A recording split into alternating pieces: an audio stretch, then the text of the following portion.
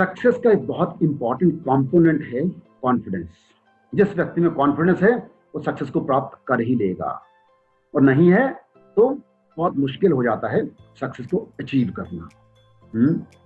अरुणिमा सिन्हा, अरुणिमा सिन्हा नाम सुना है? जानते हैं? नहीं? Okay fine. माउंटेन एवरेस्ट की समिट क्लाइंबर है जिसकी एक टांग कट गई थी और आर्टिफिशियल लेग लगी हुई थी।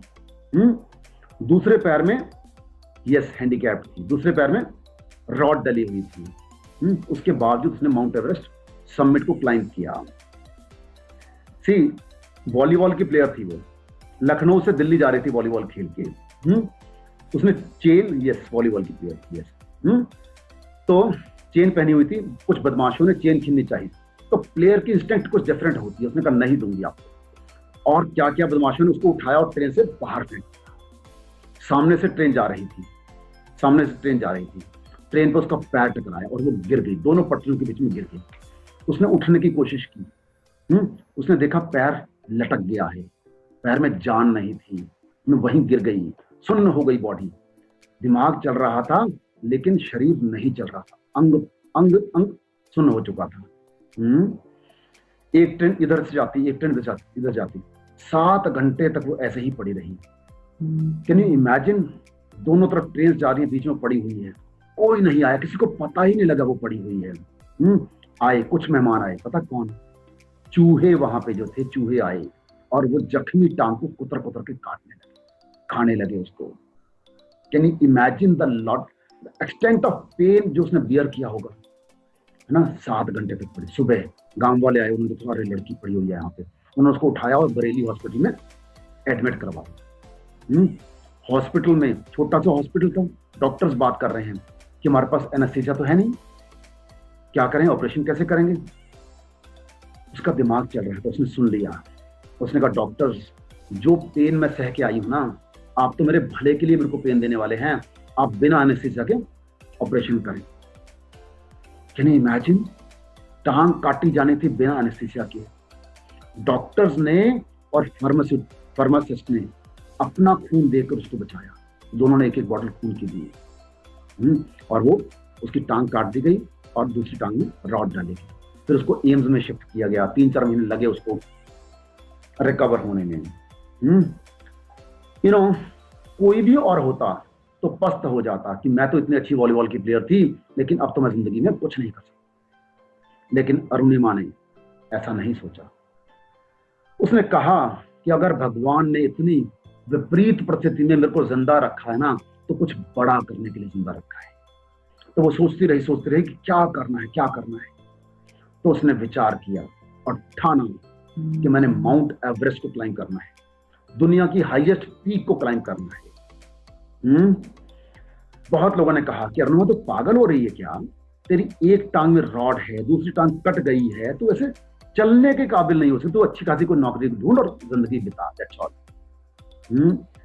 किसी ने नहीं माना। हॉस्पिटल से रिलीव होने के बाद घर नहीं गई, सीधा गई बिछेंद्री पाल के पास। कौन है Bachendri Pal? First lady to climb the Mount Everest. उसके घर वालों के अलावा सिर्फ बिछेंद्री पाल ने उसे भरोसा किया। बिछेंद्री ने बोला, अरुणिमा तू माउंट एवरेस्ट तो चढ़ चुकी है, बस तारीख तय होना बाकी। और उसने उसको ट्रेनिंग देनी शुरू की। ट्रेनिंग में जब वो चलती थी ना, जो रास्ता 10 मिनट का था, है ना, 2-2 घंटे में तय करती थी। और उसके साथी भी उसको कहते थे, हाँ अरुणिमा तू आराम से आना, धीरे से आना। ये सहानुभूति उसको पिंच करती थी, अंदर पिंच। और मन में कहती थी वो, एक दिन आएगा मैं आपसे आगे जाऊंगी, तेज चलूंगी आपसे यार। 8 महीने की कॉन्टिन्यूस रिगरस ट्रेनिंग हुई, पार्टिसिपेट किया उसने, और 8 महीने के बाद वो सबसे आगे होती थी। वो दिन भी आज जब माउंटेनियरिंग शुरू हुई, है ना, बेस कैंप 1, 2, 3, 4 के बाद जब सबमिट करनी थी, चल पड़ी। रास्ते में ऑक्सीजन सिलेंडर कम हो गया। शेरपा जो उसके साथ जा रहा था, उसने बोला, अरुणिमा तू वापस चल, नहीं तो जिंदा वापस नहीं जा पाएगी। और उन्होंने बोला कि शेरपा जी देखो, ये 35-40 लाख रुपए की जब मैं स्पॉन्सरशिप लेके आई हूँ ना, तो मेरे को दोबारा नहीं मिलने वाली है। माउंट एवरेस्ट तो मैंने क्लाइंब करना ही करना, चाहे मैं जिंदा जाऊं या ना जाऊं। उसने हिम्मत रखी और माउंट एवरेस्ट तक पहुंच गई, समिट तक पहुंच गई। वहां जाकर उसने शेरपा जी से बोला कि आप मेरी फोटो ले लो, मेरी वीडियो बना लो। अगर मैं वापस नहीं पहुंची तो दुनिया को बता देना कि Arunima Sinha mount Everest summit तक पहुंची थी, इतना संदेश मेरा दे देना। और वो वापस चलना शुरू किया, है ना। ऑक्सीजन खत्म हो गई, गिर गई, इतनी ठंड थी, -60 डिग्री का टेम्परेचर था। वहां पे एक ब्रिटिश क्लाइंबर जा रहा था, मौसम खराब हो गया। उस ब्रिटिश क्लाइंबर ने वापस जाने का फैसला किया। उसके पास 2 सिलेंडर थे, उसने अपने से एक सिलेंडर ओवरवेट होने के कारण से फेंक दिया और वापस दौड़ लिया। शेरपा दौड़ के गया और सिलेंडर उठाया और अरुणिमा के लगाया। उसकी जान में जान आई और चल पड़ी। शेरपा ने बोला, अरुणिमा तो बहुत लकी है जो तेरे को इस हाइट पे ऑक्सीजन मिली है ना। ऐसा कहते हैं कि भगवान भी उन्हीं का साथ देता है जो खुद हिम्मत करते हैं। वापस चलने लगी, -60 डिग्री, है ना। उसकी जो लेग थी, आर्टिफिशियल लेग, टांग से अलग हो गई। कैन यू इमेजिन हुआ क्या?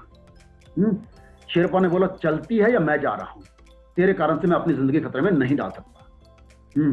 और उन्होंने एक हाथ से टांग पकड़ी, दूसरे हाथ से रस्सी को पकड़ा और चलने लगी वापस, घसट घसट के वापस चल रही थी।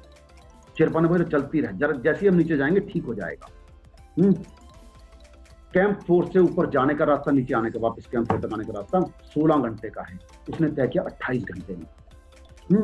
सब उसके साथियों ने मान लिया था कि अरुणिमा नहीं बची है। और वापस पहुंच के जैसे ही उसने जिप खोली टेंट की, एवरीबॉडी वाज सो हैप्पी कि वाओ, अरुणिमा तो जिंदा है। ऑल सेलिब्रेटेड लाइक एनीथिंग, वो अचीव कर पाई क्योंकि उसने अपने अंदर का कॉन्फिडेंस को जागृत रखा। कितने ही लोगों ने मना किया, लेकिन उसने जागृत रखा। अरुणिमा के खुद के शब्द हैं ये, मैं आपको सुनाता हूं। उसने बोला, एक मीटिंग में बोला था उसके बाद जब उसने क्लाइम कर लिया, अभी तो इस बाज की असली उड़ान बाकी है, अभी तो इस परिंदे का इम्तिहान बाकी है, अभी तो लांगा है मैंने समुद्रों को, अभी तो पूरा आसमान बाकी। सो उसने वो अचीव किया। मैं आपको अपनी बात बताता। 2 साल पहले 2018 में मैंने तय किया कि मैं माउंट एवरेस्ट बेस कैंप तक जाऊंगा। आज मैंने कंपनी में रजिस्टर कर दिया और उसके बाद तैयारी शुरू की। 2 महीने बहुत रेगुलरली ट्रेनिंग की। जिम जाता था, अंबाला में गोल्ड जिम है, उसमें ट्रेनिंग की। और वहीं पे एक लड़का और आता था, तो मेरे को पता लगा कि उसका एक दोस्त माउंट एवरेस्ट बेस कैंप तक होके आया है। मैंने कहा चलो गाइडेंस लेते हैं, है ना। मैंने उसको फोन किया, पता किया कि भाई क्या क्या गाइडेंस, क्या क्या करना है, क्या क्या नहीं करना वगैरह वगैरह बताओ। उसका शाम को फोन आता है कि मैंने दोस्त से गाइडेंस ली थी भाई, और मेरी आपको सिंसियर एडवाइस है कि आप माउंट एवरेस्ट बेस कैंप तक मत जाएं। क्यों भाई? उसने कहा सच बताऊं? उनका बताऊं कि सर, अगर आप गए तो यह गारंटी है कि आप वापस नहीं आने वाले। ओए होए, अंदर बहुत घबराहट हुई। करूं तो क्या करूं? एक एक्सपीरियंस्ड व्यक्ति ये बोल रहा है कि आप मत जाओ, गए तो वापस नहीं आओ। उस दिन मैं दिल्ली में था। मेरा एक ऑफिस अंबाला में है, एक ऑफिस दिल्ली में है। मेरा भांजा अर्पित मेरे साथ रहता था। रात को हमने बैठ के डिस्कस किया। 2 घंटे हमारी डिस्कशन चली एंड फिर हमने डिसाइड किया कि देखो 2 रास्ते हैं, एक तो मैं जा सकता हूं, एक मैं नहीं जा सकता हूं। और अगर मैं गया तो 2 काम हो सकते हैं। पहला कि मैं गया और वहां से सक्सेसफुल होकर वापस आ गया, वेरी गुड, कोई बात नहीं, everything will be very good. दूसरा कि मैं गया और सक्सेसफुल नहीं हुआ, फेल हो गया। तो अगर मैं वापस आया तो मेरे को 2, 4, 5, 10 ऐसे तरीके पता लग जाएंगे जिनसे हम माउंट एवरेस्ट को क्लाइंब नहीं कर पाए, बेस कैंप को क्लाइंब नहीं कर पाए, तो मैं दोबारा ट्राई कर सकता हूं। लेकिन अगर मैं नहीं गया ना, तो जिंदगी भर दोबारा नहीं जा सकता। तो हमने डिसाइड किया कि हम जाएंगे। एंड आई टेल यू, मैं गया, है ना, वहां पे जो भी प्रिकॉशंस थी मैंने ली, सब कुछ किया, है ना, और मैं माउंट एवरेस्ट बेस कैंप तक होके आया। मैंने अचीव किया वो चीज। तो हमने दूसरों की विचारों के फुटबॉल नहीं बनना है। अगर कोई व्यक्ति आपको ये कह रहा है कि आप ये काम नहीं कर सकते हैं, तो वो एक्चुअली ये नहीं कह रहा कि आप नहीं कर सकते हैं, वो ये कह रहा होता है कि मैं नहीं कर सकता, है ना। वो उसको आपने अपने अंदर बैठ के सोचना कि आप क्या कर सकते हैं और क्या नहीं कर सकते हैं। सब्सक्राइब करें हमारे इस YouTube चैनल को जिसका नाम है योगी दिनेश जिंदल, और प्रेस करें इस बेल आइकन को ताकि आपको नोटिफिकेशन मिल सके सबसे पहले।